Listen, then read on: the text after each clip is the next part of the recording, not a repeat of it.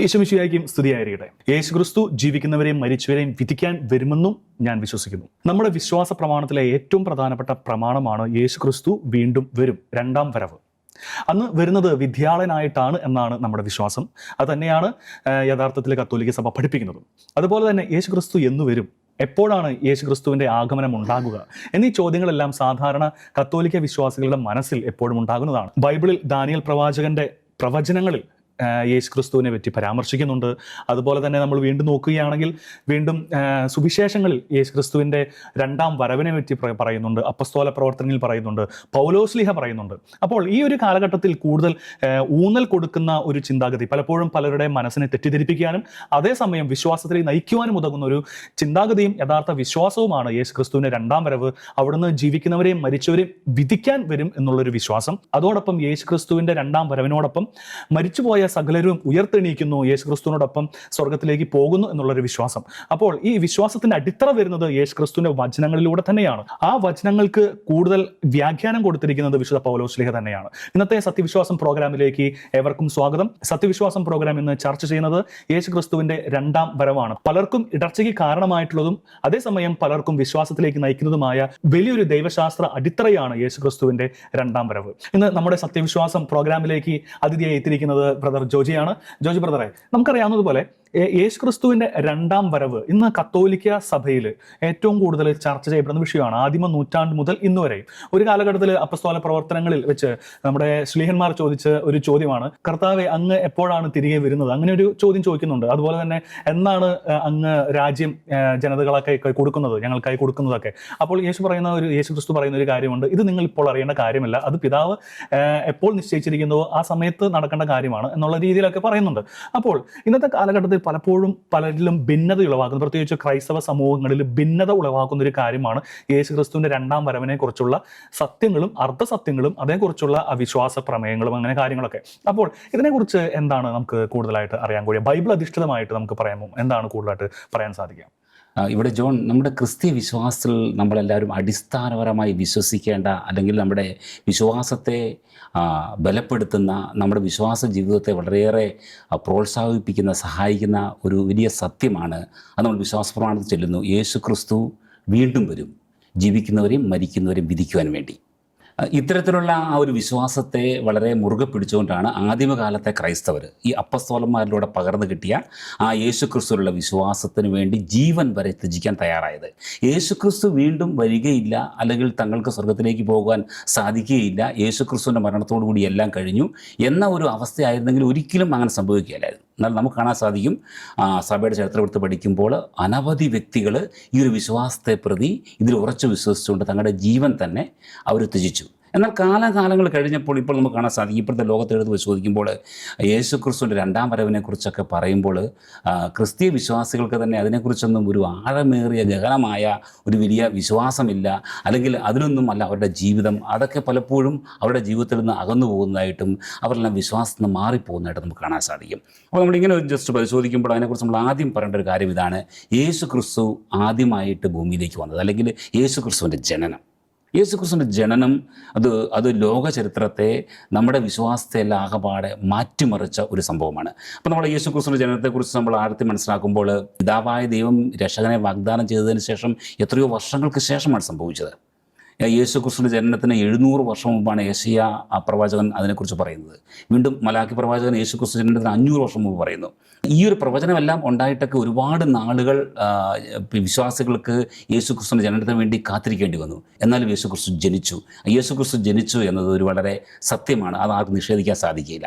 ഇനി നമ്മുടെ ക്രിസ്ത്യ വിശ്വാസം എടുക്കുകയാണെങ്കിൽ, നമ്മുടെ ക്രിസ്ത്യ വിശ്വാസത്തിൻ്റെ ഒരു ബേസ് എന്ന് പറയുന്നത് അതൊരു വ്യക്തിയാണ്, ഒറ്റ വ്യക്തിയാണത്. അത് യേശുക്രിസ്തുവാണ്. യേശുക്രിസ്തുവിനെ അറിയുക, യേശുക്രിസ്തുവായിട്ടുള്ള കണ്ടുമുട്ടൽ, ആ ഒരു ദൈവാനുഭവം അതിൽ ആഴപ്പെടുക, അതിലെല്ലാം ഇരിക്കുകയാണ്. അപ്പോൾ നമ്മൾ അങ്ങനെ ചിന്തിക്കുമ്പോൾ ഇത്രമാത്രം കാത്തിരുന്ന രക്ഷകനെ ലോകത്തിന് ലഭിക്കുകയാണ്. അപ്പോൾ ഈ രീതിയിൽ യേശുക്രിസ്തുവിൻ്റെ ഒന്നാം വരവിൽ കർത്താവ് അങ്ങനെ പ്രവർത്തിച്ചു എങ്കിൽ ഉറപ്പായിട്ടും രണ്ടാമതും യേശുക്രിസ്തു വരും. അതിന് യാതൊരു സംശയമുള്ള കാര്യമല്ല. ഇവിടെ എനിക്ക് ചിന്ത വരുന്ന മറ്റൊരു ചോദ്യമാണ്. കാരണം നമുക്ക് പലപ്പോഴും കുഴപ്പങ്ങളുണ്ടാകും, പല വിശ്വാസികളുടെ മനസ്സിലും കുഴപ്പമുണ്ടാകുന്ന ഒരു ചോദ്യം യേശുക്രിസ്തുവിന്റെ ജനനത്തെക്കുറിച്ച്. അപ്പോൾ യേശുക്രിസ്തുവിന്റെ ജനനം വർഷങ്ങൾക്ക് മുമ്പ് തന്നെ 700 ജോജി ബ്രദർ പറഞ്ഞ പോലെ വർഷങ്ങൾക്ക് മുമ്പ് തന്നെ പറയപ്പെട്ടൊരു കാര്യം തന്നെയാണ്. നമുക്ക് ഉൽപ്പത്തി പുസ്തകത്തിൽ അതിനെ പറ്റി പറയുന്നുണ്ടല്ലേ, നിന്റെ സന്തതി തല തകർക്കും എന്നൊക്കെ പറഞ്ഞിട്ട് ഒരു വചനം പറയുന്നുണ്ട്. അപ്പോൾ അവിടെ നിന്നിട്ട് അപ്പോൾ ശരിക്കും പറഞ്ഞാൽ ഉൽപ്പത്തി പുസ്തകത്തിൽ പറയുന്ന ഒരു കാര്യം, അതായത് എത്രയോ വർഷങ്ങൾക്ക് മുമ്പാണ്, ചിലപ്പോൾ നൂറ്റാണ്ടുകൾക്കോ സംവത്സരങ്ങൾക്ക് മുമ്പ് പറയുന്ന ഒരു കാര്യമാണ്. അപ്പോൾ അതിനുശേഷം പിന്നീട് സമയത്തിന് പൂർത്തീകരണത്തിലാണ് ദൈവം തന്നെ പുത്രനെ അയക്കുന്നു. യേശുക്രിസ്തു മനുഷ്യ ശരീരം ധരിച്ച് ഭൂമിയിൽ ഭൂജാതനാകുന്നു, പരിശുദ്ധ കന്യാമറിയത്തിലൂടെ ഭൂജാതനാകുന്നു, പിന്നീട് കുരിശുമരണം സ്വീകരിക്കുന്നു, ഉത്ഥാനം ചെയ്യുന്നു. അപ്പോൾ നമുക്ക് ഏറ്റവും ശരിക്കും പറഞ്ഞ അടിത്തറ എന്ന് പറയുന്നത് യേശുക്രിസ്തുവിന്റെ ഉത്ഥാനം എന്ന് പറയുന്നത് തന്നെ. യേശുവിന് ജനനമുണ്ട്, ശരിക്കും പറഞ്ഞാൽ ഉത്ഥാനം ചെയ്യുക എന്നതാണ് ശരിക്കും പറഞ്ഞ ഒരു പക്ഷേ കൂടുതൽ അടിത്തറ എന്ന് നമുക്ക് വേണമെങ്കിൽ വിശ്വസിക്കാം, അല്ലെ? അങ്ങനെയാണ് എൻ്റെ വിശ്വാസം അടിസ്ഥാനത്തിൽ കൊടുത്തിരിക്കുന്നത്. പിന്നെ നമ്മളിപ്പോൾ അത് ഉത്ഥാനം ചെയ്തു, ഇനി രണ്ടാം വരവാണ് നമ്മൾ വിശ്വസിക്കുന്നത്. അപ്പോൾ ഈ രണ്ടാം വരവ്, ഈ 3 സമയങ്ങൾ, ജനനം, ഉത്ഥാനം, രണ്ടാം വരവ്. അപ്പോൾ ഈ രണ്ടാം വരവാണ് ഇപ്പോൾ ഏറ്റവും കൂടുതൽ വിശ്വാസികൾ കൂടുതൽ പറയാം ഒരു പക്ഷേ കൺഫ്യൂഷനോ അല്ലെങ്കിൽ കൂടുതൽ വിഭാഗീയ ഭിന്നത ചിന്തകൾക്കൊക്കെ കാരണമായിരിക്കുന്നത്. ചില വിശ്വാസികൾ പറയുന്നു അത് രണ്ടാം വരവ് ഉണ്ടാവില്ല, ഇപ്പോൾ 2000 വർഷം കഴിഞ്ഞില്ലേ, ഇനിയിപ്പോൾ രണ്ടാം വരവ് ഉണ്ടാവോ, അങ്ങനെയൊക്കെ ചിന്തിക്കുന്ന ആൾക്കാർ, കുറേ വിശ്വാസത്തിൽ പോകുന്ന ആൾക്കാരുണ്ട്. അപ്പോൾ അതിനെക്കുറിച്ച് എങ്ങനെയാണ് കൂടുതലായിട്ട് പറയാൻ സാധിക്കും? ഇവിടെ ജോൺ പറഞ്ഞ പോലെ തന്നെ യേശുക്രിസ്തുവിൻ്റെ ജനനം അത് സംഭവിച്ചു.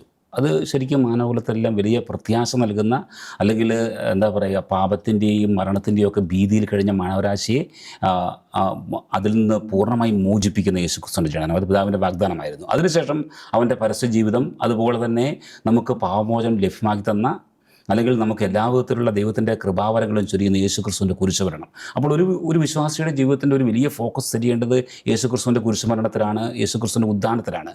അപ്പോൾ അതിൽ നിന്നാണ് ഒരു വിശ്വാസിക്ക് വേണ്ട കൃപാവരം എല്ലാം ലഭിക്കുന്നത്. എന്നാൽ അന്ന് അതെല്ലാം ഇപ്പോൾ സംഭവിച്ചു കഴിഞ്ഞു. ഇപ്പോൾ ഒരു വിശ്വാസിയുടെ ഫോക്കസ് ഏറ്റവും കൂടിയുള്ളത് യേശുക്രിസ്തുവിൻ്റെ രണ്ടാം വരവിലാണ്. ഇത് വളരെ പ്രധാനപ്പെട്ട ഒരു വിശ്വാസ സത്യമായത് തന്നെ അതിലൊരുപാട് കൺഫ്യൂഷൻസ്, ഇവിടെ ജോൺ പറഞ്ഞു, അവിടെ ഒരുപാട് കൺഫ്യൂഷൻസ് വരുത്താനുള്ള ഒരു ബോധപൂർവമായ ശ്രമം ലോകത്തുള്ള പ്രത്യയശാസ്ത്രങ്ങളും സഭാവിരോധികളും വ്യത്യസ്തങ്ങളായ വാദഗതിക്കാരും എല്ലാം ശ്രമിക്കുന്നുണ്ട്. ഇവരുടെ എല്ലാം പുറകെ പിശാചാണ് പ്രവർത്തിക്കുന്നത്. അപ്പോൾ ഒരു പ്രധാനപ്പെട്ട പലരെയും ഈ ഒരു കാര്യത്തിൽ നമ്മൾ ആദ്യം പറഞ്ഞ പോലെ തന്നെ വിശ്വാസം ഇല്ലാത്തവരാക്കി മാറ്റുകയാണ്. യേശുക്രിസ്തു രണ്ടാമത് വരും, അതൊക്കെ ഓരോ കെട്ടുകഥയാണ്. അതെ, ഫെയറി ടൈൽ, അല്ലെങ്കിൽ സ്വർഗം, നരകം, ശുദ്ധീകരണ സ്ഥലം. ഇപ്പോൾ ഈ ഒരു കാലഘട്ടങ്ങൾ അതിനെക്കുറിച്ചൊന്നും നമ്മുടെ വചനപ്രഘോഷത്തോട് തന്നെ നമ്മൾ പണ്ട് പറഞ്ഞിട്ടുണ്ട്, അതിനെക്കുറിച്ചൊക്കെ സംസാരിക്കാൻ തന്നെ മടിക്കുകയാണ്. പാപത്തെക്കുറിച്ചോ അല്ലെങ്കിൽ ശുദ്ധീകരണത്തെക്കുറിച്ചോ മരണത്തെക്കുറിച്ചോ ഉദ്ധാനത്തെക്കുറിച്ചോ അല്ലെങ്കിൽ സഹനത്തെക്കുറിച്ചോ അതൊന്നും താല്പര്യമില്ല. മറിച്ച് ഒരു രീതിയിൽ മോട്ടിവേഷനും അല്ലെങ്കിൽ എന്താ പറയുക, എല്ലാവരെയും സൂചിപ്പിക്കുന്ന, ആർക്കും ഒരു കുഴപ്പമില്ലാത്ത രീതിയിലുള്ള സംഭാഷണങ്ങൾ തുടർന്ന് കടന്നു പോകുന്നു. അപ്പോൾ അങ്ങനെ ഒരു പറ്റം വിശ്വാസികളെ യേശുക്രിസ്തുവിൻ്റെ രണ്ടാം വരവിനെക്കുറിച്ചൊക്കെ യാതൊരു രീതിയിലുള്ള വിശ്വാസത്തിലേക്കും കൊണ്ടുവരാതെ, അല്ലെങ്കിൽ അതിൽ നിന്നൊക്കെ തികച്ചും അകറ്റി അവരെ അജ്ഞരാക്കുന്നൊരവസ്ഥ, രണ്ടാമതൊരവസ്ഥയാണ് വലിയൊരു കൺഫ്യൂസിങ് അവസ്ഥ. അത് മറ്റൊന്നുമല്ല, യേശുക്രിസ്തു രണ്ടാം വരവിനെക്കുറിച്ച് എന്താ പറയുക, തികച്ചും കെട്ടുകഥകൾ സൃഷ്ടിക്കുക, അല്ലെങ്കിൽ തെറ്റായ പഠനങ്ങൾ, തെറ്റായ ബോധ്യങ്ങൾ കൊടുക്കുക. ഇവിടെ ജോൺ മനസ്സിലാക്കണം, അതാണ് ഏറ്റവും അപകടം. സഭ പലപ്പോഴും പല രീതിയിലുള്ള പാപങ്ങൾ ചെയ്യുന്നവരെ ഒന്നും സഭയിൽ നിന്ന് പുറത്താക്കുന്നില്ല. ഇപ്പം നമ്മൾ പറയുകയാണെങ്കിൽ ഒരു വ്യക്തി മോഷ്ടിച്ചു, അല്ലെങ്കിൽ മറ്റെന്തെങ്കിലും പാപങ്ങൾ ചെയ്തു, ഒരു അശുദ്ധ പാപം ചെയ്തു, അങ്ങനെയുള്ള വ്യക്തികൾക്കൊക്കെ സഭ മാപ്പ് കൊടുക്കുന്നുണ്ട്. എന്നാൽ സഭ മാപ്പ് കൊടുക്കാൻ വളരെയേറെ വിമുഖത കാണിക്കുന്നത്, അല്ലെങ്കിൽ സഭയിൽ നിന്ന് പുറത്താക്കപ്പെടേണ്ട ഒരു വിശ്വാസി പുറത്താക്കപ്പെടേണ്ട അവസ്ഥ ഉണ്ടാകുന്നത് തെറ്റായ പഠനമാണ്, റോങ് ഡോക്ട്രിൻസ്, ശീഷ്മ പാഷണ്ഡത. അപ്പോൾ അതാണ് ഏറ്റവും അപകടം. കാരണം വെച്ചാൽ അങ്ങനെ ഒരു വിശ്വാസി പോവുകയാണെങ്കിൽ അവന് യേശുക്രിസ്തുവിൻ്റെ കുരിശുമരണത്തോടെ ലഭ്യമാകുന്ന കൃപാവരം മുഴുവൻ സ്വയം നിഷേധിക്കുകയാണ് ചെയ്തത്. അങ്ങനെ അവൻ തൻ്റെ തന്നെ ആത്മാവിനെ നശിപ്പിക്കുകയാണ്. അപ്പോൾ നമ്മൾ ആ ഒരു കാര്യം നോക്കുമ്പോൾ ഈ യേശുക്രിസ്തു രണ്ടാം വരവുമായി ബന്ധപ്പെടുത്തി ഇത്തരത്തിലുള്ള കെണികളിൽ നിന്ന് ഒരുപാട് വിശ്വാസികൾ വീഴ്ചുകൊണ്ടിരിക്കുകയാണ്. ശരിക്കും അത് പിശാചിൻ്റെ ഒരു വലിയ തന്ത്രമാണ്. നമ്മൾ ഇതിൻ്റെ ഒരു ചരിത്രം പഠിക്കുമ്പോൾ AD 156 മൊണ്ടാനോസ് എന്ന് പറഞ്ഞൊരു വ്യക്തി, അന്ന് അദ്ദേഹം കുറേ വിശ്വാസികളെ ചുറ്റും പിടിച്ചു കൂട്ടി പറഞ്ഞു, ഇതാ സ്വർഗീയ ജെറുസലേം തയ്യാറായി, യേശുക്രിസ്തുവിൻ്റെ വരവൻ തയ്യാറായി എന്നൊക്കെ പറഞ്ഞിട്ട് കുറേ വിശ്വാസികളെ വല്ലാതെ വ്യാമോഹിപ്പിച്ചു. അവർ വലിയ പ്രതീക്ഷയോടെ കാത്തിരുന്നു, പക്ഷേ ഒന്നും സംഭവിച്ചില്ല. അവരുടെ ആ ഒരു പ്രതീക്ഷയുടെ ഫലം വെറും നിരാശയായിരുന്നു. ഇങ്ങനെ നമ്മൾ കാലാകാലങ്ങളിൽ നമ്മൾ ചരിത്രം എടുത്ത് പഠിക്കുമ്പോൾ വളരെ കൃത്യമായി മനസ്സിലാക്കാൻ സാധിക്കും. പലയിടങ്ങളിലും മനുഷ്യർ പ്രത്യക്ഷപ്പെട്ട് ക്രിസ്തു വരാറായി, ക്രിസ്തു അവിടെയുണ്ട്, ക്രിസ്തു ഇവിടെയുണ്ട്, ഞാനാണ് ക്രിസ്തു, ഇങ്ങനെ വ്യാമോഹങ്ങൾ കൊടുത്ത് ജനങ്ങളെ മോഹിപ്പിക്കുന്നു. പലരും പാപം ചെയ്യുന്ന ക്രിസ്തുവായി പ്രത്യക്ഷപ്പെടുന്നു. അത് ബൈബിളിൽ ഇതിനെ പറ്റി കൃത്യമായിട്ട് യേശു പറഞ്ഞിട്ടുണ്ട്. ഞാൻ മരുഭൂമിയിൽ ഉണ്ടെന്ന് പറഞ്ഞാൽ നിങ്ങൾ അവിടെ പോകരുത്, എൻ്റെ പേരിൽ പലരും വരും എന്നൊക്കെ പറഞ്ഞ് ക്രിസ്തു മുമ്പേ തന്നെ ബൈബിള് കൃത്യമായിട്ട് പറയും. അതോടൊപ്പം പറയുന്ന മറ്റൊരു ഭാഗമുണ്ട്, ദൈവത്തിന്റെ പേരിൽ മനുഷ്യരെ കൊല്ലുന്ന ആൾക്കാർ വരുന്നുണ്ട്, അവര് എന്നെയോ പിതാവിനെ അറിയാത്തതുകൊണ്ട് അവരത് ചെയ്യുമെന്ന് പറയുന്നത് ബൈബിൾ പറയും. സത്യത്തില് 2000 വർഷങ്ങൾക്ക് മുമ്പ് പറഞ്ഞ ആ പ്രവചനം ഇപ്പൊ നടന്നുകൊണ്ടിരിക്കുകയാണ്. നൈജീരിയ ഉൾപ്പെടെയുള്ള രാജ്യങ്ങളിൽ നടന്നുകൊണ്ടിരിക്കുക തന്നെയാണ്. നമുക്കറിയാം 14 വർഷങ്ങൾക്ക് മുമ്പാണ് സിറിയയില് എത്രയോ 21 കോപ്റ്റിക് ക്രിസ്ത്യൻസിനെ കഴുത്തറുത്ത് പോകുന്നൊരു വാർത്ത. അപ്പോൾ അവർ ചെയ്യുന്നത് ദൈവത്തിന്റെ പേരിലാണെന്നാണ് അവർ വിശ്വസിക്കുന്നത്. പക്ഷെ അവര് ദൈവത്തെയോ പിതാവിനെയോ പുത്രനെയോ അറിയാത്തതുകൊണ്ട് അവരത് ചെയ്യുന്നു പോകുന്നത്. അപ്പോൾ ഈ ഒരു പ്രവചനം നിറവേറിക്കൊണ്ടിരിക്കുന്ന ഒരു കാലഘട്ടത്തിലൂടെയാണ് നമ്മൾ നടന്നു പോകുന്നത്. അപ്പോൾ എങ്ങനെയാണ് ശരിക്കും പറഞ്ഞാൽ സത്യവിശ്വാസികൾ ഇങ്ങനെ ഒരു സംഭവങ്ങളിൽ നിന്ന്, യഥാർത്ഥ കത്തോലിക്കര് സത്യവിശ്വാസം മുറുകെ പിടിച്ച് എങ്ങനെയാണ് ഇങ്ങനെ പല ചതിക്കുഴികളിൽ നിന്ന് രക്ഷപ്പെടേണ്ടത് എങ്ങനെയായിരിക്കും? ശരിക്കും ജോൺ നമ്മുടെ ശ്രദ്ധിക്കണം വെച്ചാൽ ക്രിസ്തു എന്തു പറഞ്ഞു എന്നുള്ളതാണ് അതിൻ്റെ ഏറ്റവും പ്രധാനപ്പെട്ട കാര്യം. ക്രിസ്തു എന്താണ് വചനം പഠിപ്പിക്കുന്നത്, എന്താണ് സഭ പഠിപ്പിക്കുന്നത്? ഇവിടെ ഈ കാര്യത്തിൽ നമ്മൾ വചനവും സഭയുടെ പഠനവും സഭാപിതാക്കന്മാരുടെ പഠനവും നമ്മുടെ പാരമ്പര്യവും ഇതെല്ലാം വളരെ വളരെ പ്രധാനപ്പെട്ടതാണ്. അല്ലെങ്കിൽ ഇവിടെ ജോൺ പറഞ്ഞ പോലെ അവിടെ ക്രിസ്തു ഇവിടെ ക്രിസ്തു, അല്ലെങ്കിൽ ഇങ്ങനെ ചെയ്താൽ നമുക്ക് മോശം ലഭിക്കും, അല്ലെങ്കിൽ യേശു ക്രിസ്തു ഇന്ന് വരും, ഇന്നയാളായി മാറും, അല്ലെങ്കിൽ ഇത്ര നമ്പറുകളുള്ളവർ മാത്രമേ രക്ഷപ്പെടുകയുള്ളൂ, അങ്ങനെയൊക്കെ അതെ ചില നമ്പറുകൾ പറയുന്നു, അല്ലെങ്കിൽ ഈ ഒരു നമ്പറിൽ പെടണം, നമ്മൾ അതിനുവേണ്ടി ഇന്ന കാര്യങ്ങൾ ചെയ്യണം. ഇത്തരത്തിലുള്ള തെറ്റായ പിശാചിൻ്റെ പ്രബോധനങ്ങളൊന്നും നമ്മൾ പെട്ടു. എന്താണ് വചനം നമ്മളോട് പറയുന്നത്?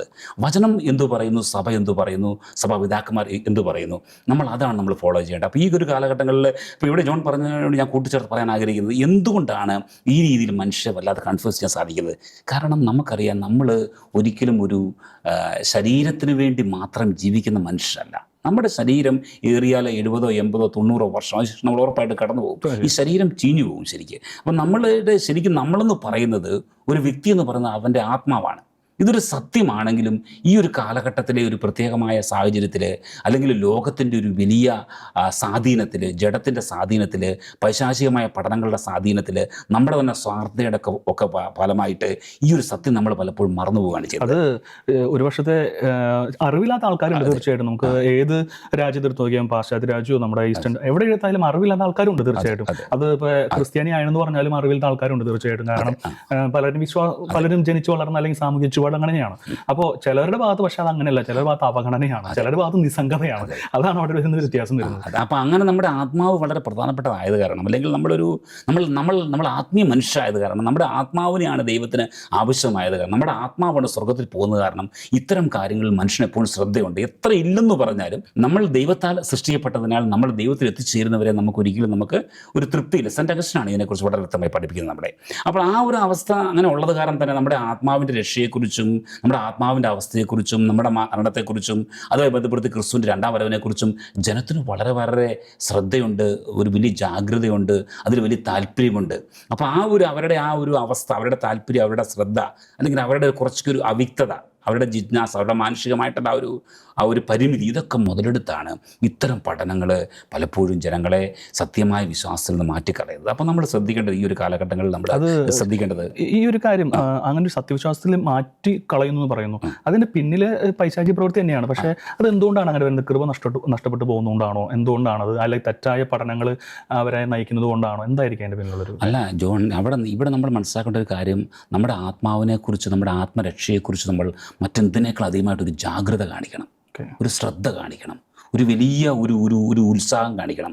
നമ്മൾ സത്യവിശ്വാസം എന്താണ്, ശരിയായ പഠനം എന്താണ്, അതിനെക്കുറിച്ച് സഭ നമ്മളെ വ്യക്തമായി പഠിപ്പിക്കുന്നത് എന്താണ്, ഇതിനെക്കുറിച്ച് സഭാപിതാക്കന്മാരും അപ്പസ്തലന്മാരും പറഞ്ഞത്, ഇതൊക്കെ നമ്മൾ തേടാനും മനസ്സിലാക്കാനുമുള്ള ജാഗ്രത വേണം. നമുക്കറിയാം, ലോകത്തിലുള്ള ഒരു കാര്യമാണ് നമ്മൾ എന്തുമാത്രം ജാഗ്രതയുണ്ട്. നമ്മുടെ കുട്ടികളുടെ പഠനമാകട്ടെ, നമ്മുടെ എന്തൊരു കാര്യം, നമ്മുടെ ഈ ഒരു ഭൂമിയിലെ കാര്യമാകട്ടെ, എന്തുമാത്രം ശ്രദ്ധയും താല്പര്യം നമ്മൾ കാണിക്കുന്നു. എന്നാൽ അതിൻ്റെ ഒരു 1% താല്പര്യം പോലും നമ്മൾ പലപ്പോഴും വിശ്വാസ രഹസ്യങ്ങൾ, നമ്മുടെ ആത്മാവിൻ്റെ രക്ഷ, നമ്മുടെ ഏറ്റവും പ്രധാനപ്പെട്ട നമ്മുടെ ഈ ഒരു ആത്മാവിൻ്റെ രക്ഷയെ, അതിന് പ്രധാനമാകുന്ന ഇത്തരം കാര്യങ്ങൾ തേടാനോ മനസ്സിലാക്കാനോ നമ്മൾ ജാഗ്രത കാണിക്കുന്നില്ല. നമുക്കതിൽ താല്പര്യമില്ല. അങ്ങനെ പലരും കെണിയപ്പെടും. അപ്പോൾ ഒരു പരിധിവരെ മനുഷ്യൻ്റെ തന്നെ ഒരു അശ്രദ്ധ മൂലവും, അവൻ്റെ താല്പര്യമില്ലായ്മ മൂലവും, അവൻ്റെ സ്വാർത്ഥത മൂലവും, അവൻ്റെ പല രീതിയിലുള്ള പാപാവസ്ഥകൾ മൂലവും ഈ രീതിയിലുള്ള ഒരു തെറ്റായ ഒരവസ്ഥയിലേക്ക് പലപ്പോഴും മനുഷ്യർ കടന്നു പോകുന്നു. മറ്റൊരവസ്ഥ, ചില മനുഷ്യരിലുള്ള പൈശാചികമായ പ്രവർത്തനങ്ങളും അവരുടെ സ്വാർത്ഥതയും അവരുടെ ധനമോഹവും അവരുടെ ജഡമോഹവും ഒക്കെ പലപ്പോഴും പല പല വ്യക്തികളെ നശിപ്പിക്കാനൊക്കെ, അതാണ് പല പല സെക്റ്റുകൾ ഉണ്ടാകുന്നത്. ഈ പല സെക്റ്റുകളിലെയും പുറകിൽ അവരുടെ അഹങ്കാരവും അവരുടെ ധനമോഹവും അവരുടെ ജഡമോഹവും പല പല എല്ലാം കൂടെ പിശാചുമായിട്ടുള്ള അവരറിഞ്ഞോ അറിയാതെയുള്ള ആ ഒരു സഹകരണം. അപ്പോൾ അങ്ങനെ സംഭവിക്കുമ്പോൾ അവരുടെ ആത്മാവ് നഷ്ടപ്പെടുന്നു, ഒപ്പം തന്നെ അവരോട് ചേർന്ന് നിൽക്കുന്നവരുടെ ആത്മാക്കൾ നഷ്ടപ്പെടുന്നു. അപ്പോൾ അങ്ങനെയാണ് ഈ ഒരു തെറ്റായ പഠനങ്ങളുണ്ട്. അപ്പോൾ അതിൽ നമ്മൾ ഈ ഒരു കാലഘട്ടം നമ്മൾ ശ്രദ്ധിക്കേണ്ടത്, നമ്മൾ ജാഗ്രത കാണിക്കണം. എന്താണ് ശരിയെന്ന് നമ്മൾ തിരിച്ചറിയാൻ വേണ്ടി നമ്മൾ എപ്പോഴും ശ്രദ്ധിക്കണം. ഇല്ലെങ്കിൽ ഇല്ലെങ്കിൽ എല്ലാം നഷ്ടപ്പെട്ടതിന് ശേഷം എനിക്കറിയാം പല പല നിഷ്കളങ്കരായ വിശ്വാസികൾ, അവർ ശുദ്ധരാണ് ശരിക്കും, പക്ഷേ അവർ ആ ഒരു ശ്രദ്ധയോ താല്പര്യമോ ഒക്കെ കാണിക്കാത്തത് കാരണം പലപ്പോഴും തെറ്റായ പഠനങ്ങളിൽപ്പെട്ട് ആ പഠനത്തിന് വേണ്ടി അവർ മരിക്കാൻ വരെ തയ്യാറാവുകയാണ്. അതിനുവേണ്ടി അവർ സഭയെ തള്ളിപ്പറയുന്നു, അപ്പസ്തോലിക പാരമ്പര്യത്തെ തള്ളിപ്പറയുന്നു, പിതാക്കന്മാരെ തള്ളിപ്പറയുന്നു, വൈദികരെ തള്ളിപ്പറയുന്നു. അവരുടെ കാഴ്ചപ്പാടിൽ ഇവരൊക്കെ പോരായ്മയുള്ളവരും കുറവുള്ളവരും തെറ്റായ പഠനമുള്ളവരുമാണ്. അപ്പോൾ അവരുടെ ആ സെറ്റിൻ്റെ പഠനം മാത്രമേ ഉള്ളൂ ശരി. ഇത് ഒരു വലിയൊരു അവസ്ഥയാണ് ശരിക്കും. അത് ക്രിസ്തുവിൻ്റെ രണ്ടാം വരവുമായി ബന്ധപ്പെടുത്തി സ്വർഗവുമായി ബന്ധപ്പെടുത്തിയാണ് ഇത്തരം പഠനങ്ങൾ നമ്മൾ കൂടുതലായിട്ടും കാണുന്നത്. ഈ ബൈബിളിലെ യേശു ക്രിസ്തു കൃത്യമായിട്ടൊരു വചനം പറയുന്നുണ്ട്, തായ്തണ്ടിനോട് ചേർന്ന് നിൽക്കാത്തത് പിഴുതെറിയപ്പെടും അല്ലെങ്കിൽ ഉണങ്ങി പോകുന്നുള്ള വാക്ക്. അത് തന്നെയാണ് സഭയിൽ മൊത്തം, സഭയിലല്ല നമ്മുടെ സഭാചരിത്രത്തിൽ മൊത്തം കാണപ്പെടുന്നത്. സഭയിൽ നിന്ന് വേർപെട്ടു പോയ സെക്റ്റുകൾ എന്ന് ഞാൻ പറയാം, അവരൊക്കെ ശുഷ്കിച്ചില്ലാതായി ഓരോ കാലഘട്ടത്തിൽ ഇല്ലാതായി പോകുന്ന ഒരു അവസ്ഥ നമുക്ക് കാണാൻ സാധിക്കും. പക്ഷേ സഭ നിലനിൽക്കുന്നു. ഇപ്പോൾ എത്ര വർഷമായി? 2000 വർഷത്തോളമായിട്ട് തന്നെ സഭ അവിടെ നിലനിൽക്കുന്നു. ഈ ലോകത്തെ ഏറ്റവും ഓൾഡസ്റ്റ് ഇൻസ്റ്റിറ്റ്യൂഷൻ എന്ന് പറയുന്നത് സഭ തന്നെയാണ്. അതിൻ്റെ മൂലക്കല്ല് ക്രിസ്തുവാണ് എന്നതാണ് അതിൻ്റെ ശക്തി എന്ന് നമുക്ക് പറയാൻ സാധിക്കും. അപ്പോൾ ഇനി ഇതോടുകൂടി ചേർത്ത് പറയുന്ന മറ്റൊരു കാര്യം നമുക്ക് ചിന്തിക്കാനുള്ളത്, എൻ്റെ ഒരു ചിന്ത ഞാൻ പങ്കുവയ്ക്കാനുള്ളത്, ഈ പോകുന്ന വിശ്വാസികൾ, നിഷ്കളങ്കരായ വിശ്വാസികൾ എന്ന് പറയുന്നു, ബൈബിൾ പറയുന്നുണ്ട് ആത്മാവാണ് ജീവൻ നൽകുന്നത്, ശരീരം ഒന്നിനും ഉപകരിക്കുന്നില്ല. അപ്പോൾ ഈ ഇങ്ങനെ പോകുന്ന വിശ്വാസികളെ വഴിതെറ്റിക്കാനായിട്ട് ധാരാളം ആളുകൾ ഇന്നത്തെ കാലഘട്ടത്തിൽ, ഈ ഒരു കാലഘട്ടത്തിൽ പ്രത്യേകിച്ച് ഒരു 19, 20, 21, ഈ 21ാം നൂറ്റാണ്ടിൽ കൂടുതലായിട്ട് പറയാൻ സാധിക്കും, ധാരാളം ഇറങ്ങിയിട്ടുണ്ടെന്ന് നമുക്ക് പറയാൻ സാധിക്കും. അങ്ങനെ ഈ പോകുന്ന കുറേ ആൾക്കാർ ഇൻഡിവിജ്വലായിട്ട് സ്വന്തമായിട്ട് സഭ തുടങ്ങാനും അങ്ങനെയൊക്കെ, അത് കത്തോലിക്ക സഭയ്ക്കെതിരെ നടക്കുന്ന കുറേ ആൾക്കാരൊക്കെ ഉണ്ട്. അപ്പോൾ എങ്ങനെയായിരിക്കും ഒരു സാധാരണ വിശ്വാസി ഇതിനൊക്കെ അതിജീവിക്കുന്നത്? ബൈബിൾ പറയുന്നുണ്ടല്ലോ, നിങ്ങൾ സർപ്പങ്ങളെ പോലെ വിവേകികളും പ്രാവുകളെ പോലെ നിഷ്കളങ്കരമായിരിക്കും. അതെങ്ങനെയാണ് ഒരു സാധാരണ ഒരു വിശ്വാസിക്ക് എങ്ങനെയാണ് ഇതിനെല്ലാം അതിജീവിച്ച് മുന്നോട്ട് പോകാൻ സാധിക്കും? നമ്മുടെ ജീവിതത്തിൽ നമ്മൾ കർത്താവിൻ്റെ വചനത്തോട് നമ്മളൊരു വലിയ ബന്ധം കാണിക്കുകയും കർത്താവിൻ്റെ വചനം മനസ്സിലാക്കുകയും ഒപ്പം തന്നെ നമ്മുടെ സ്വയം ജീവിത വിശുദ്ധീകരണവും വളരെ പ്രധാനപ്പെട്ടതാണ്. നമ്മുടെ സ്വയം ജീവിത വിശുദ്ധീകരണത്തിലൂടെ നമുക്ക് പലപ്പോഴും ദൈവം ഒരു വലിയ ജ്ഞാനം പകരും. എന്താണ് ശരി, എന്താണ് തെറ്റ്? അതിനെക്കുറിച്ച് സഭ പഠിപ്പിക്കുന്നത് സെൻസസ് വിധേയി എന്നാണ്. ഒരു കാര്യം കേൾക്കുമ്പോൾ ഇത് സഭാ പഠനവുമായി ചേർന്ന് പോകുന്നു, അല്ലെങ്കിൽ ഇത് സഭാപിതാക്കന്മാർ പഠിപ്പിച്ച പഠനവുമായിട്ട് ഇതിന് വലിയ ബന്ധമുണ്ടോ ഇല്ലയോ എന്ന് തിരിച്ചറിയാൻ നമുക്കൊരു സെൻസ് ഉണ്ട്. അതാണ് ഈ സെൻസസ് വിധേയി എന്ന് പറയുന്നത്. പലപ്പോഴും നമ്മൾ ഇതിനെക്കുറിച്ചൊക്കെ, ഞാൻ ആദ്യം പറഞ്ഞ പോലെ ഇതിനെക്കുറിച്ചൊക്കെ വളരെ ലാഘവത്തോടെ കാണുന്ന കാരണം, നമ്മൾ ഇതിനകത്ത് വലിയ സീരിയസ് അല്ലാത്ത കാരണം, നമുക്കൊരു വലിയ ജാഗ്രത ഇല്ലാത്ത കാരണം നമ്മൾ പലപ്പോഴും തെറ്റായ പഠനങ്ങളിൽ പെട്ടുപോകണം. അപ്പോൾ ഇവിടെ നമ്മൾ ശ്രദ്ധിക്കേണ്ട കാര്യങ്ങൾ സഭയോടും സഭാപഠനങ്ങളോടും കൂതാശകളോടും അതുപോലെ തന്നെ സ്വയം നമ്മൾ വിശുദ്ധീകരണത്തോടൊക്കെ നമ്മളെപ്പോഴും വളരെ വളരെ ശ്രദ്ധ കാണിക്കണം. ശരിക്ക് എപ്പോഴും നമ്മൾ മനസ്സിലാക്കേണ്ട മറ്റൊരു കാര്യം, നമ്മുടെ ആത്മാവിനെ നഷ്ടപ്പെടുത്തുവാൻ പിശാച് അഘോരാത്രം നമ്മുടെ മരണം വരെയും പരിശ്രമിച്ചുകൊണ്ടിരിക്കും. അത്രമാത്രം പ്രധാനപ്പെട്ടാണ് നമ്മുടെ ആത്മാവ്. നമുക്ക് ശരീരമല്ല പ്രധാനപ്പെട്ടത്, നമുക്ക് നമ്മുടെ ആത്മാവ് പ്രധാനപ്പെട്ടത്. അപ്പോൾ നമ്മൾ ആ ഒരു കാര്യത്തിൽ നമുക്ക് വളരെയേറെ ജാഗ്രത വേണം. മറ്റൊരു കാര്യം കൂടെ ഞാൻ പറയാൻ ശരിക്കും, അപ്പോൾ നമ്മൾ യേശുവിൻ്റെ രണ്ടാം വരവിനെക്കുറിച്ച് നമ്മൾ പറഞ്ഞു കഴിഞ്ഞു. നമ്മൾ യേശുവിൻ്റെ പഠനവും സഭാപിതാക്കന്മാരുടെ പഠനവും വചനവും എല്ലാം വെച്ച് നോക്കുമ്പോൾ വളരെ വ്യക്തമാണ്, ആ യേശു രണ്ടാമത് വരും. യേശു പറഞ്ഞല്ലോ യോഹന്നാൻ സുവിശേഷത്തിൽ, ഞാൻ പോയി നിങ്ങൾക്ക് സ്ഥലം ഒരുക്കും. അല്ലെങ്കിൽ യേശു പറയലായിരുന്നു, സ്ഥലം പറയലായിരുന്നു. അതുപോലെ അപ്പോസ്തലന്മാരുടെ മാലാഖ പറയുന്നുണ്ട്, നിങ്ങൾ എന്തിനാ സ്വർഗത്തിലേക്ക് പോയാൽ നോക്കി നിൽക്കുന്നത്? അവൻ പോയതുപോലെ തന്നെ തിരിച്ചു വരും. അപ്പം വളരെ കൃത്യമായിട്ട് യേശുവിൻ്റെ രണ്ടാം വരവിനെക്കുറിച്ച് വളരെ കൃത്യമായി പറയുന്നുണ്ട് ശരിക്കും. അപ്പം അതിന് യാതൊരു കൺഫ്യൂസിങ്ങും ഇല്ല. ഒരുപക്ഷെ അവിശ്വാസികൾ പലതും പറയാം, സയൻസ് പലതും പറയാം. എന്നാൽ സയൻസിൻ്റെ നമ്മൾ ഒരു വലിയ ആഴത്തിലേക്ക് പോകുമ്പോൾ സയൻസിന് ഇതൊന്നും നിഷേധിക്കാൻ സാധിക്കുകയില്ല ശരിക്കും. അല്ലെങ്കിൽ ഈ ആത്മാവിൻ്റെ ആ ഒരു നിത്യതയും എറ്റേണിറ്റിയും ഒന്നും നിഷേധിക്കാൻ ഒരിക്കലും സയൻസ് സാധിക്കുകയില്ല. അത് നമുക്ക് വളരെ വ്യക്തമായിട്ട് നമുക്ക് പിന്നീട് മനസ്സിലാക്കാൻ സാധിക്കും. എന്നാൽ ഇതൊക്കെ ഇങ്ങനെ ആകുമ്പോൾ നമ്മൾ ശ്രദ്ധിക്കുന്ന മറ്റു കാര്യം, ഈ യേശുവിൻ്റെ രണ്ടാം വരവിൽ നമ്മൾ എന്താണ് ചെയ്യേണ്ടത്? നമ്മൾ മനസ്സിലാക്കണം, യേശു ആദ്യം വന്നത് അത് പാപികളെ തേടിയാണ്, രോഗികളെ സുഖപ്പെടുത്താൻ വേണ്ടിയാണ്, അതുപോലെ ദുർബലരെ ആശ്വസിപ്പിക്കാൻ വേണ്ടി, ബലപ്പെടുത്താൻ വേണ്ടിയാണ്, അതുപോലെ തന്നെ യേശു പിശാചുക്കളെ പുറത്താക്കാൻ വേണ്ടിയാണ്. അതെല്ലാം വളരെ ശരിയായ ശുശ്രൂഷ പ്രഘോഷിക്കാൻ വേണ്ടിയാണ്. ഇതെല്ലാം ചെയ്തതിന് ശേഷം യേശു കുരിശിൽ മരിച്ചു, നമുക്ക് പൂർണ്ണമായ വിടുതൽ നേടിത്തന്നു. അതിനുശേഷം യേശു സ്വർഗത്തിലേക്ക് പോയി. യേശു രണ്ടാമത് വരുമ്പോൾ നമ്മൾ മനസ്സിലാക്കണം, യേശു അവിടെ വരുന്നത് ഒരു വിധിയാളനായിട്ടാണ്. യേശു ഒരു ക്രൂരനാണെന്നോ അല്ലെങ്കിൽ പിതാവായ ദൈവം ക്രൂരനാണെന്നോ അല്ലെങ്കിൽ നമ്മുടെ പാപം നോക്കി നമ്മളെ ശിക്ഷിക്കുന്നു അല്ലെങ്കിൽ എങ്ങനെ സ്നേഹമായ ദൈവത്തിന് ശിക്ഷിക്കുക, അതൊന്നുമല്ല നമ്മുടെ ചോദ്യം. യേശു പഠിപ്പിച്ച പഠനമുണ്ട്, യേശു കാണിച്ചു തന്ന വഴികളുണ്ട്. അതിന് വിരുദ്ധമായി നമ്മൾ പ്രവർത്തിക്കുമ്പോൾ നമ്മുടെ ആ പ്രവൃത്തിയുടെ ഒരു പ്രതിഫലനമാണ് അല്ലെങ്കിൽ അന്ത്യദിനത്തിൽ ഒരിക്കലും പിതാവായ ദൈവം അല്ലെങ്കിൽ യേശു ആയിരിക്കണം നമ്മളോട് പോകാൻ പറയുക, മറിച്ച് നമ്മൾ തന്നെ നമ്മുടെ ആ ഒരു മോശം അവസ്ഥ, ദുരവസ്ഥ, നമ്മുടെ പാവാവസ്ഥ, മ്ലേച്ഛാവസ്ഥ കണ്ട് നമ്മൾ തന്നെ അവിടെ നിന്ന് ഓടി അകലുകയാണ് ചെയ്യുന്നത്. ശരിക്കും ഈ യേശു ക്രിസ്തുവിൻ്റെ രണ്ടാം വരവിനെ കുറിച്ച് പറയുമ്പോൾ പലപ്പോഴും പലരെയും വഴിതെറ്റിക്കുന്ന ഒരു വികാരമാണ് ഭയം. അപ്പം നമുക്ക് ചിന്തിക്കാവുന്ന ഒരു 3 വികാരങ്ങളാണ്. നമുക്ക് എന്ത് ചിന്തയാണ് നമുക്ക് വേണ്ടത്, നമുക്ക് എന്ത് ഭാഗമാണ് നമുക്ക് വേണ്ടത്? ഭയമാണോ യേശു ക്രിസ്തു രണ്ടാം വരും നോക്കിയോ പേടിക്ക്, അങ്ങനെ ഒരു ഒരു ഭയമാണോ നമുക്ക് വേണ്ടത്? അതോ യേശു ക്രിസ്തു രണ്ടാം വരും അപ്പോൾ ഒരു സന്തോഷമാണോ വേണ്ടത്? അതോ യേശുക്രിസ്തു രണ്ടാം വരവിന് വരുമ്പോൾ നമുക്ക് നമ്മുടെ പാപങ്ങളെക്കുറിച്ചുള്ള ഒരു കുറ്റബോധമാണോ? എന്തായിരിക്കും നമുക്ക് വേണ്ടത്? സന്തോഷമാണോ, ഭയമാണോ, എന്തായിരിക്കും നമ്മുടെ ഒരു വികാരത്തിൻ്റെ ഒരു ഭാഗം? ഇതിനെക്കുറിച്ച് പറയുമ്പോൾ നമുക്ക് ഒറ്റ ഭയം മതി, ശരിക്കും ദൈവഭയം മാത്രം മതി. എന്നാൽ നമുക്കില്ലാത്തത് അതാണ്. എനിക്കും ജോണിനും എല്ലാവർക്കും ഇല്ലാത്തത് അതാണ്. എന്നാൽ നമുക്കുള്ളത് അനാവശ്യ കാര്യത്തെക്കുറിച്ചുള്ള നമുക്ക് വലിയ ഭയമാണ്. അപ്പം നമ്മുടെ മനുഷ്യൻ്റെ ഈ ഭയത്തിൽ നിന്നാണ് നമ്മൾ ഈ പറഞ്ഞ പോലെ പലപ്പോഴും ഈ തെറ്റായ പട്ടങ്ങളുടെ പുറകെ പോകുന്നത്. നമുക്കറിയാം എന്തോ സംഭവിക്കും, നരകം, തീയ്, അതിനെക്കുറിച്ചൊരു ഭയപ്പാട്, ജിജ്ഞാസ, നമ്മുടെ ആകാംക്ഷ, നമ്മുടെ ക്യൂരിയോസിറ്റി, അതൊക്കെ മുതലെടുക്കുക ചെയ്യുന്നത്. അപ്പോൾ അതൊന്നൊരു ഭയപടമാക്കി ഒരുപാട് പേരെ തെറ്റായ വഴിയിലേക്ക് കൊണ്ടുവന്നത്. പക്ഷെ നമുക്ക് വേണ്ട ദൈവഭയം മാത്രമാണ്. ഒരിക്കലും നമ്മൾ മനസ്സിലാക്കണം, നമുക്കറിയാം ഭൂമിയേക്കാൾ എത്രയോ ബെറ്റർ സ്വർഗം. നമ്മൾ പറയുന്നുണ്ടല്ലോ സ്വർഗത്തിലാണ് ഞങ്ങളുടെ സ്വർഗം. അപ്പോൾ സ്വർഗം ഏറ്റവും ഫാർ ബെറ്റർ അറിയാം. അങ്ങനെയെങ്കിൽ ഈ സ്വർഗത്തിൽ പോകാൻ നമ്മൾ തന്നെ പേടിക്കുന്നേ. നമുക്കിവിടെ ലഭ്യമാകുന്ന ഏതൊരു സുഖത്തെക്കാളും ആനന്ദത്തെക്കാളും എത്രയോ ഉന്നതമാണ് സ്വർഗീയ ആനന്ദം. അപ്പോൾ അങ്ങനെയെങ്കിൽ നമ്മൾ സ്വർഗത്തിൽ പോയാൽ നമ്മൾ ഭയപ്പെടേണ്ട ആവശ്യമില്ല, മരണത്തെയും ഭയപ്പെടേണ്ട ആവശ്യമില്ല. അപ്പോൾ അങ്ങനെയാണ് യേശു വരുന്നതിനെ നമ്മൾ ഒരിക്കലും ഭയപ്പെടേണ്ട ആവശ്യമില്ല. അപ്പം നമ്മുടെ ആ ഒരു ക്യൂരിയോസിറ്റി മുതലെടുക്കാൻ ഒരിക്കലും നമ്മൾ പിശാചിനെ അനുവദിക്കരുത്. ഇനി മറ്റൊരു കാര്യം, അപ്പോൾ അങ്ങനെ ഞാൻ പറഞ്ഞു യേശു വിദ്യാളനായി വരുമ്പോൾ നമ്മൾ ശ്രദ്ധിക്കേണ്ട മറ്റൊരു കാര്യം, നമ്മുടെ ജീവിതങ്ങളെ നമ്മൾ ക്രമീകരിക്കണം. ജീവിതങ്ങൾ നമ്മൾ സീരിയസ് ആയിട്ട് കാണണം. ജീവിതങ്ങളെ നമ്മൾ ചുമ്മാ നിസ്സാരമായിട്ട് ഒരിക്കലും കരുതരുത്. കാരണം അശുദ്ധമായ ഒന്നിനും സ്വർഗത്തിൽ പ്രവേശിക്കാൻ സാധ്യമല്ലെന്ന് വെളിപാടുന്ന പുസ്തകം വളരെ കൃത്യമായി പറയുന്നുണ്ട്. അപ്പം നമ്മുടെ അശുദ്ധിയും പാവാവസ്ഥയും നമുക്ക് തോന്നുന്നുള്ള ജീവിതവും കാര്യങ്ങളെല്ലാമായിട്ട് നമുക്ക് അങ്ങനെ വരുമ്പോൾ തന്നെ നമുക്ക് ഭയങ്കര ഭയമാവും. ശരിക്കും എന്താ മനസ്സിലാക്കേണ്ടത്, നമുക്ക് ഈ ഭൂമിയിൽ ജീവിച്ചിരിക്കുമ്പോൾ നമ്മുടെ യൗവന കാലത്ത് നമുക്കെല്ലാം സാധിക്കുന്ന കാലത്ത് നമുക്ക് ക്രിസ്തുവായിട്ട് നമുക്കൊരു ബന്ധമില്ല, നമുക്കൊരു ആഴമേറിയ പ്രാർത്ഥനയില്ല, നമുക്കൊരു സ്പിരിച്വാലിറ്റി ഇല്ലെങ്കിൽ നമ്മൾ വാർദ്ധക്യത്തിലാവും, നമ്മുടെ ജീവിതം ഭയങ്കര ബോറിംഗ് ആവും, നമുക്ക് നിരാശയാവും. കാരണം വെച്ചാൽ ശരീരത്തെ കൊണ്ട് സഭാപ്രസംഗത്തിന്റെ പുസ്തകത്തിൽ അങ്ങനെ പറയുന്നില്ല, ഒന്നിലും സന്തോഷം തോന്നുന്നില്ല എന്നീ പറയുന്ന സമയങ്ങളും കാര്യങ്ങളും ആഗമിക്കും മുമ്പ് കർത്താവിനെ അറിയാൻ. അതാണ് സത്യം, അതാണ് യൗവനം എന്ന് പറഞ്ഞതാണ്. അപ്പോൾ നമ്മുടെ ഒരു ചെറുപ്പം പോലെ തന്നെ നമുക്ക് അതാണ് ഇപ്പോൾ ശ്രദ്ധിക്കേണ്ട കാര്യം. അപ്പോൾ ആ കാലഘട്ടങ്ങളിൽ നമുക്ക് കർത്താവുമായിട്ട് നല്ല ബന്ധമുണ്ട്, പ്രാർത്ഥനയുണ്ട്, നമുക്ക് ഒരു വിശ്വാസമുണ്ട്, നമുക്കൊരു വിശുദ്ധ ജീവിതം ഉണ്ടെങ്കിൽ നമ്മൾ എന്തിനും ഭയപ്പെടണം, യാതൊരു ഭയപ്പെടണം. അതിലെ വിശുദ്ധര് സെന്റ് പോൾ പറഞ്ഞതല്ലേ, എനിക്ക് മരിച്ച് ക്രിസ്തുവിലൂടെ ആയിരിക്കാൻ ആഗ്രഹം. എന്തൊരു വാക്കാണത്. കാരണം സെന്റ് പോളിന് അറിയാം മരിച്ചാൽ ഞാൻ നേരെ പോകും, നമുക്കത് ഗ്യാരണ്ടി ഇല്ലാത്ത കാരണം നമുക്ക് അതിനെക്കുറിച്ച് പറയുമ്പോൾ നമുക്ക് വളരെ ഒരു അസ്വസ്ഥയുണ്ട് ശരിക്കും. അപ്പം നമ്മൾ ശരിക്കും മനസ്സിലാക്കണം. അപ്പം നമ്മൾ അതിനെ വളരെ സീരിയസ് ആയിട്ട് കണ്ടുകൊണ്ട് നമ്മുടെ ജീവിതത്തെ നമ്മൾ ക്രമപ്പെടുത്തണം, നമ്മുടെ ജീവിതത്തെ നമ്മൾ ശ്രദ്ധിക്കണം, നമ്മൾ ജാഗ്രത കാണിക്കണം, നമ്മുടെ ജീവിതത്തെ നമ്മൾ നിയന്ത്രിക്കണം, നമ്മുടെ ജീവിതത്തെ നമ്മൾ കർത്താവിനോട് ചേർന്ന് വെക്കണം. ഈ ഭൂമിയിൽ നമുക്ക് സംലഭ്യമാക്കുന്ന സകല സംവിധാനങ്ങളും കൂദാശകളും സഭയുടെ മറ്റുള്ള പ്രാർത്ഥനകളും ശുശ്രൂഷകളും എല്ലാം ഉപയോഗിച്ച് നമ്മൾ നമ്മുടെ ജീവിതത്തെ വിശുദ്ധീകരിക്കണം. അങ്ങനെയാകുമ്പോൾ ക്രിസ്തു ഇന്ന് വേണ്ട വന്നോട്ടെ, നമ്മളെ ആരും ഭയപ്പെടുത്താനില്ല. ലോകാവസാനം എന്നാണ്, ഇന്നാണോ അന്നാണോ, അതിനെക്കുറിച്ച് ക്രിസ്തു പറയാൻ പറയുന്നുണ്ട്. ആ കാര്യത്തെക്കുറിച്ച് പിതാവിന് മാത്രമേ അറിയത്തുള്ളൂ, എനിക്കറിയില്ല.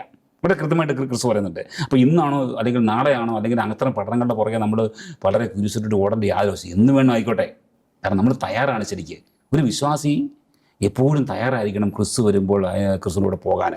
നമ്മുടെ മണവാളനാണ്, നമ്മുടെ ഹൃദയത്തിൻ്റെ മണവാളനാണ് ക്രിസ്തു.